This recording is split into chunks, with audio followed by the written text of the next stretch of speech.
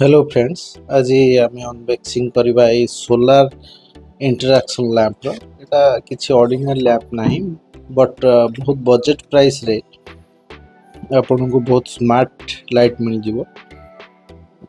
आपण एटा को ऑनलाइन और ऑफलाइन भी किनि पारिबे।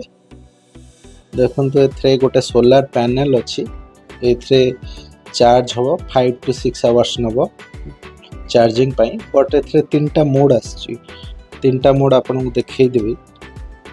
एटा होउची first mode and second mode आ एटा थर्ड।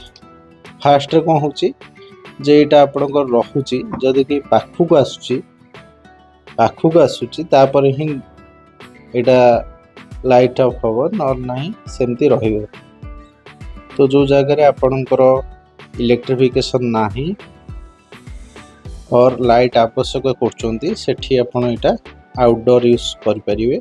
वाटरप्रूफ भी रहुची। सेकंड मोड रे भी सेमती लाइट ऑफ होबो विथ ह्यूमन इंटरैक्शन जदी के आसंती कि से बाटे जानती, बट एठी डिम रे रहुची लाइट टा।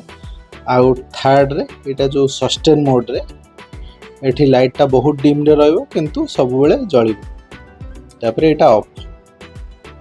तो एठी आपन को तीनटा मोड मिलुची। बाकी एटा आपनकर सेंसर रहउची प्रॉक्सिमिटी सेंसर।